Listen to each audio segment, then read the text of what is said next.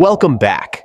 Today, we're diving into one of the most critical elections of 2024, the battle for control of the U.S. Senate. As we approach November, the stakes are higher than ever, with Democrats defending 23 of the 34 seats up for grabs. These races will shape the direction of the country for years to come, and with Republicans poised for potential gains, things are heating up fast. But who's actually leading in the polls? Who's favored to take control? Let's break it all down state by state, starting with the safe bets and moving into the races that are too close to call. First, we'll tackle the safe seats, those races where the outcome is almost guaranteed, with either party having a greater than 95% chance of victory. For Democrats, the safe seats include Washington, California, Hawaii, New Mexico, Minnesota, New York, Vermont, Maine, Massachusetts, Rhode Island, Connecticut, New Jersey, Delaware, and Virginia. Most of these states are expected to vote heavily in favor of the Democratic nominee, Kamala Harris, at the top of the ticket. Virginia and Minnesota, however, may be a little closer. Kamala Harris is currently leading by about 5 percentage points in both states, but the Democratic incumbents are strong contenders. In Minnesota, Senator Amy Klobuchar remains a powerhouse, having secured 60% of the vote in 2018. She hasn't lost a race by less than 20 points. Similarly, in Virginia, Senator Tim Kaine dominated his last election, winning by 16 points. He's currently polling with a double-digit lead over his Republican challengers. As for the Republican Party, their safe seats include North Dakota, Wyoming, Utah, Nebraska, Missouri, Tennessee, Mississippi, West Virginia, and Indiana. These are solidly red states, all of which backed Donald Trump in both 2016 and 2020 by wide margins.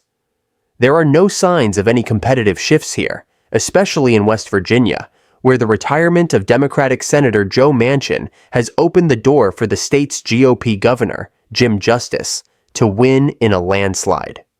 Justice is currently favored in this Trump plus 40 state, and it looks like a flip to the Republicans is inevitable. Now, let's zoom out a bit. With these safe seats in mind, Republicans already hold a 48-42 advantage in the Senate.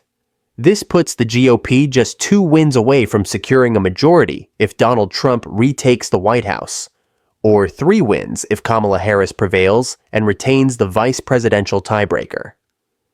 Before we dive into our key battleground states, take a moment to let us know in the comments which party you're backing, Republicans or Democrats. We're excited to see which side our viewers are supporting more. Let's now shift our focus to the remaining battleground states. Starting on the East Coast and moving westward, we'll begin in Maryland. Historically, Maryland is one of the bluest states in the country. Joe Biden won here by 33 points in 2020. But 2024 is shaping up to be more interesting than usual, as Republican former Governor Larry Hogan is running for Senate.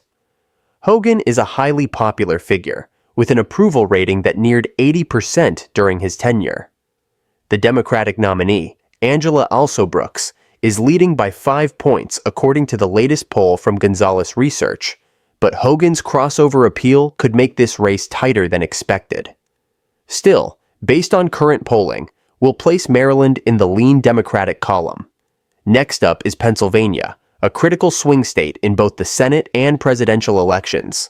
Incumbent Democrat Bob Casey Jr. is seeking re-election, and while his race hasn't garnered as much national attention as the presidential battle, he's still a formidable candidate. Casey hasn't lost a statewide race since 1996, and he's currently leading his Republican challenger, Dave McCormick, by 7 points in the most recent CBS News poll. For now, Pennsylvania remains in the likely Democratic category. Let's move over to Ohio now, where Democratic Senator Sherrod Brown is up for re-election.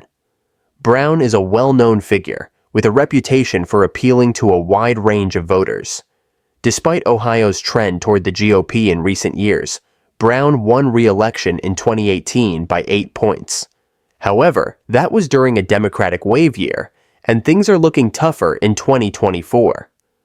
Donald Trump won Ohio by 8 points in 2020, and Brown's Republican challenger, Bernie Moreno, is hoping to ride that red wave to victory. The latest poll from Emerson College shows Brown up by just 2 points. For now, Ohio tilts Democratic, but this race is far from a sure thing. Heading further west to Michigan, we have another open seat, with Democratic Senator Debbie Stabenow retiring. This sets up a high-stakes battle between Democratic Congresswoman Alyssa Slotkin and Republican Mike Rogers, a former congressman. Both are strong candidates, but Slotkin is currently leading in the polls.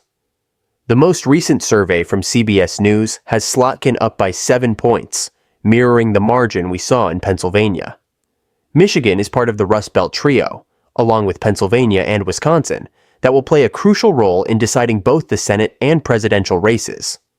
For now, Michigan goes into the likely Democratic column. Speaking of Wisconsin, Democratic Senator Tammy Baldwin is seeking a third term. Wisconsin is always a battleground, having been decided by razor-thin margins in the last 2 presidential elections. Baldwin, however, is outperforming the top of the ticket, leading her Republican challenger, Eric Hovde, by 8 points according to the latest CBS poll. Wisconsin joins Pennsylvania and Michigan as a likely Democratic state for now. Let's head south to Florida, where Republican Senator Rick Scott is seeking re-election. Florida has shifted firmly to the right in recent years, and Scott is favored to win, though the latest poll shows a tight race. Emerson College has Scott up by just 1 point over his Democratic opponent, former Congresswoman Debbie McCarcel-Powell. Still, based on Florida's recent voting trends, we'll mark this race as a tilt Republican state. Over in Texas, Senator Ted Cruz is facing a rematch of sorts. Cruz nearly lost his seat in 2018, but this time he's up against Democratic Congressman Colin Allred. The latest Emerson College poll has Cruz leading by 4 points. Texas has been slowly trending blue in recent elections, but Cruz remains the favorite here. We'll put Texas in the lean Republican column. With the safe states and leaners now mapped out, Republicans sit at 50 projected seats, just 1 away from a majority if Donald Trump wins the presidency. If Harris wins, Democrats will need to sweep the remaining states to hold a narrow 50-50 majority. Let's now turn to Arizona, where incumbent independent Senator Kyrsten Sinema is not seeking re-election. This sets up a battle between Democratic Congressman Ruben Gallego and Republican Kari Lake, the 2022 gubernatorial nominee. The latest Trafalgar Group poll, typically favorable to Republicans, shows Gallego leading Lake by 4 points. Arizona has trended Democratic in recent years, and Gallego is currently outperforming Harris in the state. We'll place Arizona in the lean Democratic column. Next is Nevada, where incumbent Democratic Senator Jackie Rosen is up for re-election against Republican Sam Brown. Nevada is as purple as it gets, but Rosen is currently leading by 8 points in the most recent poll from Trafalgar.